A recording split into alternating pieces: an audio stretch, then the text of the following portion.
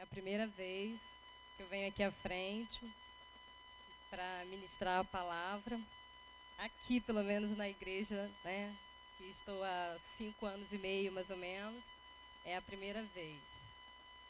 Mas os irmãos estejam orando aí por mim, para Jesus estar na frente desse negócio. Porque Ele está. Eu tenho fé e os irmãos vão ficar impactados com o que eu tenho a revelar.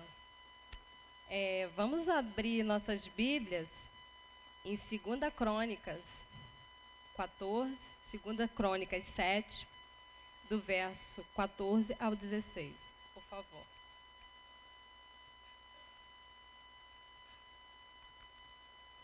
Eu já tenho até aqui uma folha para me ajudar, porque a letra está maior, irmãos. Irmão Jorge. Está no slide. Irmão Jorge achou, né, irmão? Amém, irmãos? Vamos nos colocar de pé para a leitura da palavra do Senhor, como reverência à palavra, né? Amém? E se o meu povo, que se chama pelo meu nome, se humilhar e orar e buscar a minha face e se converter dos seus maus caminhos, então eu ouvirei dos céus e perdoarei os seus pecados e sararei a sua terra. Agora estão abertos os meus olhos e atentos os meus ouvidos à oração deste lugar. Porque agora escolhi e santifiquei esta casa, para que o meu nome esteja nela perpetuamente, e nela estarão fixos os meus olhos e o meu coração todos os dias. Amém, irmãos? Podem se sentar.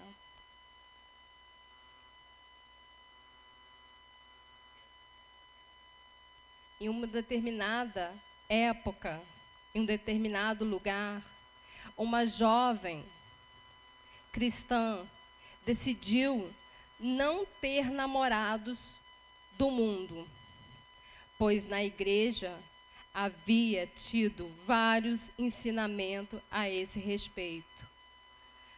Parei, ela disse, não vou ficar por aí ficando com ninguém, pois Jesus pode voltar e eu vou ficar. Será que tem muita gente ficando? Na nossa época a gente usava esse termo. Fulano está ficando, fulano vai ficar com ciclano. Irmãos, muito cuidado com isso. Você jovem, você adolescente, Jesus pode voltar para buscar a sua igreja e você que está ficando pode ficar para trás. Muito cuidado com isso. E sucedeu, né, que ela foi estudar em uma determinada escola da região e conheceu um rapaz muito simpático, de boa aparência, nascido em um lar evangélico, uma boa conversa, e rapidinho ela se apaixonou. E os dois começaram a conversar, conversa vai, conversa vem, empresta livro, apanha livro, e começaram a namorar. Mas essa jovem não prestou atenção se aquele rapaz era um rapaz comprometido com a obra do Senhor. E caíram em pecado. Engravidou aos 19 anos. Fase difícil. Não tinham emprego, ainda estudavam. E ficaram casados por apenas 10 anos. Jovens, não basta ser filhos de crentes. Jesus não deve ser apenas o Senhor dos seus pais. Jesus deve ser o seu Senhor. Você precisa tomar uma posição e ter um encontro com Ele. Importa que Ele seja o seu Senhor e Salvador, e não apenas o Senhor dos seus pais. Ter compromisso sério com Deus, isso é fundamental para o jovem cristão. O compromisso com Deus é demonstrado através da sua fé, confiança no Senhor e do seu modo de viver. a leitura constante da Bíblia, vida de oração, o prazer pelos momentos de culto, o bom testemunho diante de Deus, da igreja e do mundo, obediência a Deus e à sua palavra, fidelidade às doutrinas bíblicas, o respeito à obediência aos pais e superiores no Senhor. Vamos ler em Efésios 6, versículo 1. Vós, filhos, sede obedientes a vossos pais no Senhor, porque isto é justo. Efésios 6, 1. E agora vamos ler em Tessalonicenses 5, 12 a 13. Rogo-vos, irmãos, que reconheçais os que trabalham entre vós e os que presidem sobre vós no Senhor, e vos admoestam, e que os tenhais em grande estima e amor, por causa da sua obra. Tende paz entre vós. Amém. Agora eu vou ler o casamento. Esses jovens se casaram e ela voltou para a igreja. Porém, apesar de estar casada, vivendo os mandamentos do Senhor, mas o casamento não saía das crises. O seu lar estava completamente destruído. Mentiras, traições, enfermidades e dívidas. Um verdadeiro caos.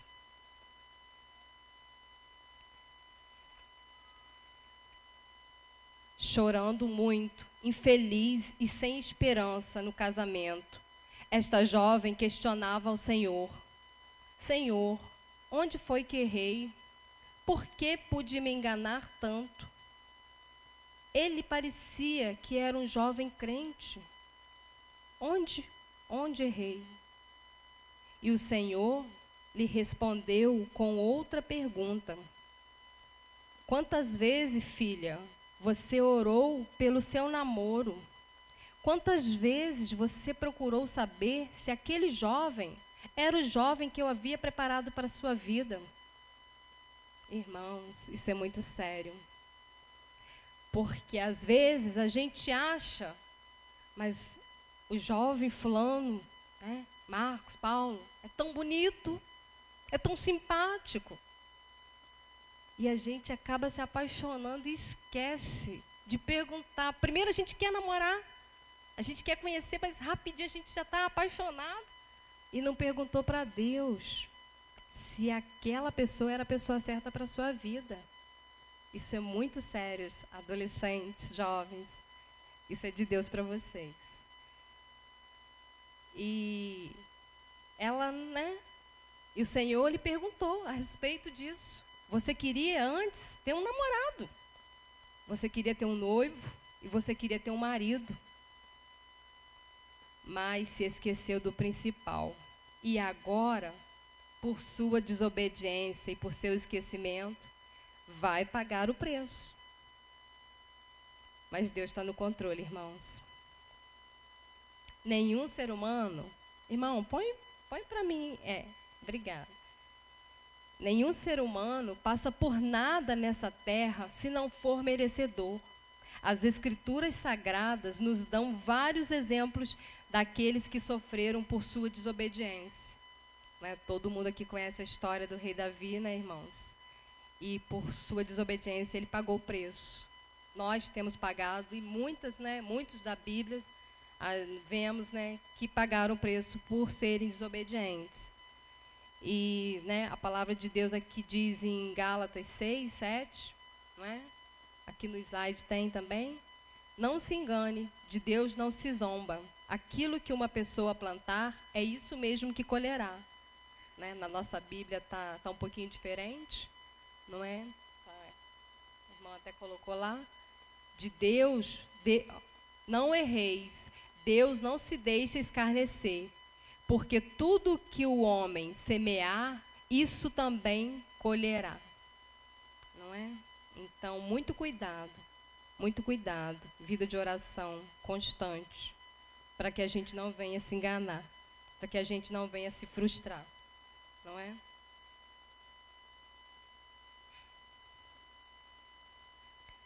Deserto. Aos 30 anos, com 2 filhos para criar e um marido infiel, essa jovem entrou clamando ao Senhor por ajuda. Às vezes passava dias chorando, pensando o que fazer para sair de tal situação. Não sabia às vezes o que fazer. Deus então tocava em seu coração. Peça ajuda aos irmãos da casa ao lado, que são os irmãos da Igreja Assembleia de Deus. Certamente os irmãos vão lhe ajudar. E essa irmã correu em busca de ajuda. E os irmãos se prontificaram a ajudá-la na mesma hora, em oração e em cultos. Um desafio fora lançado.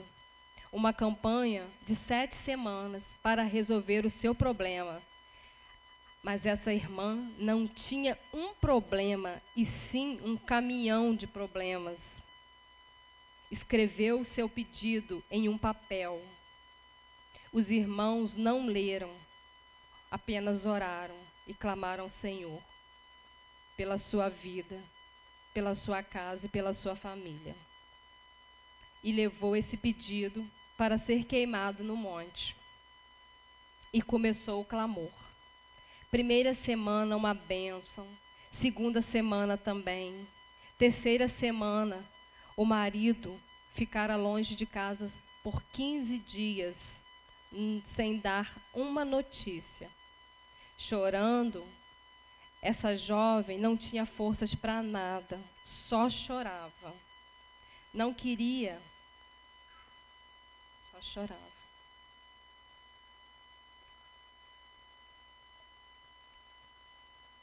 E os irmãos lhe fizeram, o pedido. Ela escreveu o pedido no papel e foi lido. Não foi lido, foi orado, queimado. Mas esse pedido, isso mesmo, na terceira ou quarta semana, o jovem esposo, ao chegar em casa, tiveram uma pequena discussão. E ele foi embora de casa, não voltou mais. E ela chorou, chorou e chorou, mas ele foi embora. Ela havia feito um pedido. Ela pediu ao Senhor que, se ela não tivesse um esposo que pudesse buscar ao Senhor em espírito e em verdade, que Deus o tirasse de sua vida. Mas ela não imaginava que aquele jovem iria embora. E foi isso que ele fez. Ele chegou em casa, arrumou suas coisas e foi embora. Nunca mais voltou. E ela chorava sem parar, pois não queria que esse jovem fosse embora. Afinal, ela ainda o amava. Ela queria que Deus transformasse o seu coração. Mas Deus não faz o que nós pedimos do jeito que nós queremos. Às vezes nós pedimos algo ao Senhor e queremos que o Senhor faça exatamente como a gente quer. Mas os planos de Deus para a nossa vida não são os nossos, irmãos. A vontade de Deus não é a nossa. E esse jovem foi embora. E ela chorava sem parar. Nós não entendemos, mas depois a ficha cai, que os planos de Deus são melhores do que os nossos. E as revelações sobre a vida desta jovem foram se cumprindo uma a uma. 2 filhos para criar, dívidas, enfermidade, desemprego, sem pensão alimentícia. O que haveria de fazer? O ex-marido havia sumido. Mas Deus estava no controle. Não faltou alimento em sua mesa. Não faltou agasalho no inverno e nem o remédio para as doenças. Deus estava no controle. Os irmãos a ajudaram em oração. Seus pais a acolheram com os seus filhos. E Deus supriu todas as suas necessidades. Fez concurso público, foi trabalhar em Cantagalo, prestou vestibular, voltou a estudar, passou para cursar pedagogia pelo CEDERJ, Faculdade Federal Unirio. Passaram-se 3 anos. Fizera outro concurso, passou para dar aulas, professora de educação infantil em Cordeiro. Trabalhando o dia inteiro, estudando, era sacrificante. Chorava mais um pouco e Deus lhe dizia: filha, esforça-te, tem de bom ânimo, pois eu sou contigo.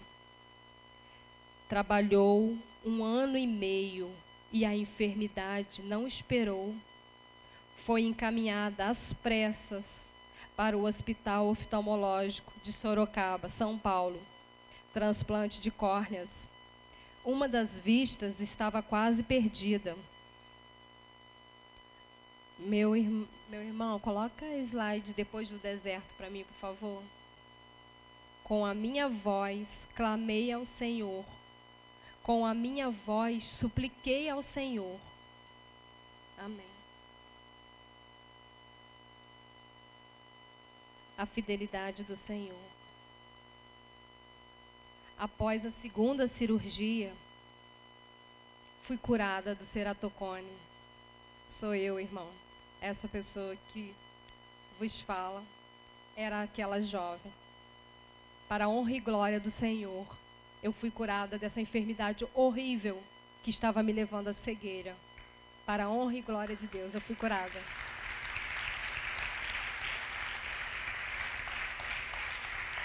Irmãos, eu tô um pouco nervosa e estou emocionada também. É a primeira vez que eu dou esse testemunho.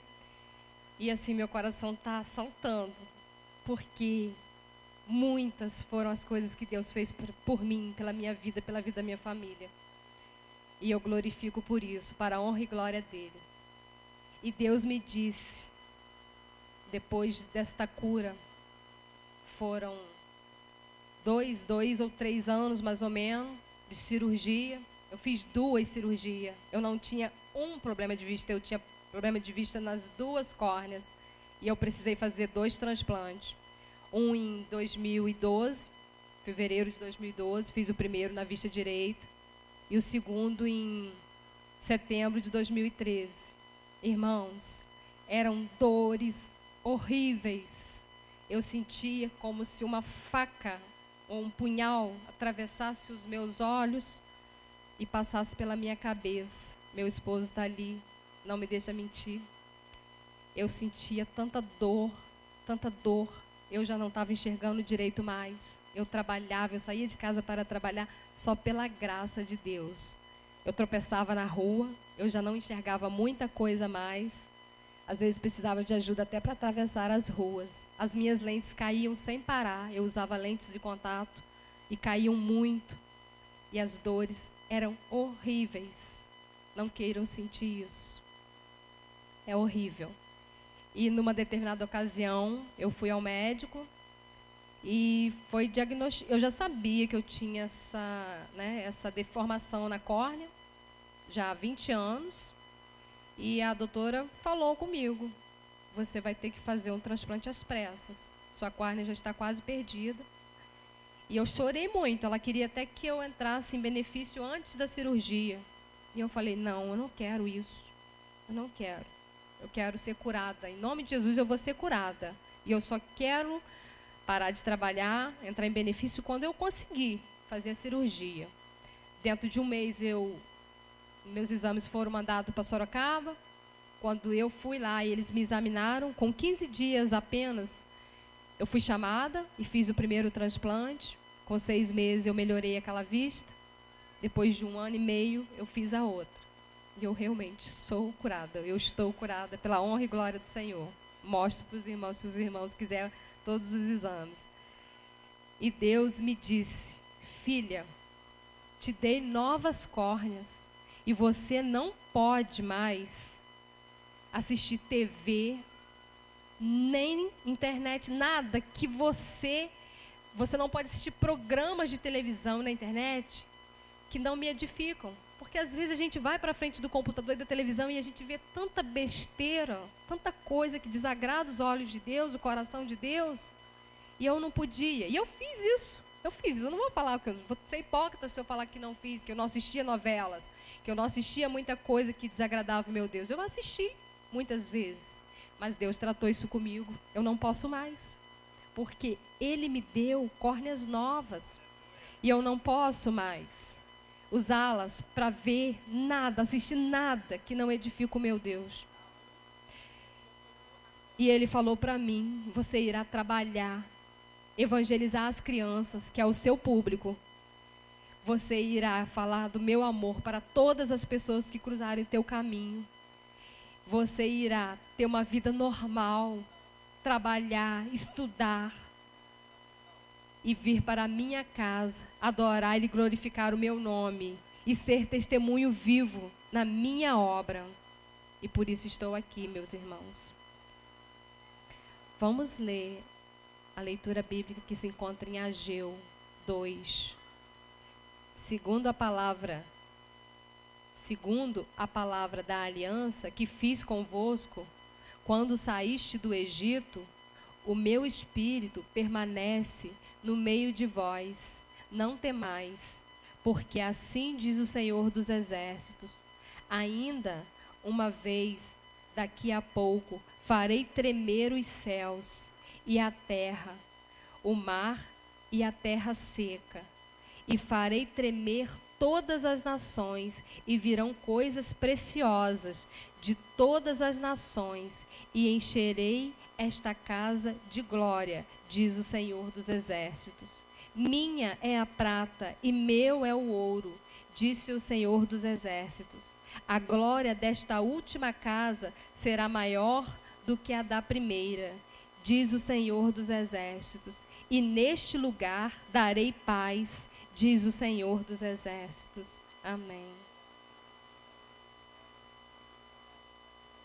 Após muitas emoções e experiências vividas com o Senhor, consertei minha vida e voltei para a casa do Pai. Amém. Juntamente com a minha família, passamos a frequentar nesta igreja a classe de discipulado, onde estudamos sobre os planos de salvação de Jesus para a vida daqueles que o servem, assim como as doutrinas e o cronograma da igreja, que são organizados cuidadosamente para que todos os membros tenham consciência que a igreja do Senhor tem uma hierarquia que deve ser respeitada na admoestação do Senhor. Por exemplo, a nossa obediência primeiro a Deus, depois ao nosso pastor, presidente, e daí por diante, o pastor, vice-presidente, os presbíteros, os diáconos, professores e assim por diante, Que a casa de Deus, ela tem regras para ser seguida, e na classe de novos convertidos a gente aprende muito, irmãos. Vocês que estão chegando agora na igreja precisam passar pela classe de discipulado, que é uma bênção. A gente aprende muito de Deus, muito da igreja, muito mesmo. Vale a pena seguir, vale a pena estar ali, separar uns minutinhos da nossa manhã de domingo para estar na escola bíblica dominical. Entendeu? Não apenas na classe de discipulado, mas vocês que estão vindo para a igreja, não deixem de participar, porque é uma bênção. Meu esposo participou, eu também estive ali e foi uma bênção. Entendeu, irmãos? E fui recebida nesta igreja em novembro de 2015. No mês de dezembro, desci as águas em batismo. Meu esposo, Gedilson, que todos conhecem. Meu filho Wesley, hoje não está aqui, está estudando, não chegou a tempo. E minha sobrinha Gabriela, que todos conhecem também. Então, pude ver como é tremendo a glória de Deus em nossas vidas. Um dia, eu pedi ao Senhor uma família que o servisse em espírito e em verdade. 10 anos se passaram e Ele cumpriu tudo o que havia me prometido. Pois a tua palavra não volta vazia, e não volta mesmo, irmãos. Quantos aqui têm promessa de Deus em sua vida? Deus cumpriu todas as promessas que me fez. E se você tem promessas de Deus na sua vida, aguarde e confie, pois o tempo é dele e não nosso. Mas, irmãos, Aguardar, mas não é aguardar só sentado no banco. Corra atrás dos seus sonhos. Porque Deus não vai mandar o anjo bater na sua porta para te dar um emprego, para te dizer que você passou no concurso público. Você tem que abrir os livros e estudar. Você tem que buscar, você tem que correr atrás. Nós somos filhos de Deus. Deus é dono do ouro e da prata, irmãos. Ele não quer ver um filho seu mendigando. Ele não quer ver um filho seu morrendo, necessitando de ajuda. Corra atrás dos seus sonhos. Corra atrás. Porque Deus vai te dar condição. Ele me deu condição. Eu não tinha nada, irmãos. Eu não tinha emprego, eu não tinha nada. Eu tinha 2 filhos para criar e eu só chorava. Hoje, Deus me abençoou rica e abundantemente em todas as áreas. Hoje eu tenho 2 filhos que caminham na casa do Senhor. Um é o Wesley, o outro vocês. Alguns conhecem o Kevin, frequenta a igreja metodista de Cordeiro. E eles caminham na casa do Senhor. Eu tenho um esposo, Gedilson, cristão, busca o Senhor, serve ao Senhor, caminha comigo na casa do Senhor. Tenho 2 empregos, trabalho bastante, irmãos, mas esses 2 empregos é para ajudar no meu sustento. Não é mais do que eu preciso para o meu sustento, mas é o suficiente que eu, entendeu? Não é muito, mas é o que eu preciso. E eu glorifico a Deus por esses 2 empregos que tenho na minha vida. Fui curada dessa enfermidade horrível chamada ceratocone, que estava me levando à cegueira. Lentamente, mas estava me levando à cegueira. Terminei a faculdade. Hoje sou pedagoga e pós-graduada em educação infantil e consegui realizar o sonho da casa própria. Depois de incontáveis bênçãos na minha vida, eu só posso dizer uma coisa, irmãos. Eu vou estar na casa do Senhor por todos os dias da minha vida, trabalhando na obra de Deus, para a edificação da obra do Senhor, porque Deus fez grandes coisas na minha vida e eu glorifico a Ele por isso. Vamos ler um texto bíblico, a referência que se encontra em Salmos 125. Amém, irmãos? Vamos ler todos juntos? Os que confiam no Senhor serão como o monte de Sião, que não se abala, mas permanece para sempre. Amém. Irmãos, eu confiei no Senhor. Eu depositei nele todas as minhas esperanças. E Ele foi tremendo em minha vida. Ele foi fiel para comigo. Não importa, irmãos, o tempo. Se você tem promessa de Deus, não importa se vai passar 10, 20, 30 anos. Mas vocês vão receber, porque a palavra de Deus não volta vazia. O que Deus tem para a sua vida vai se cumprir.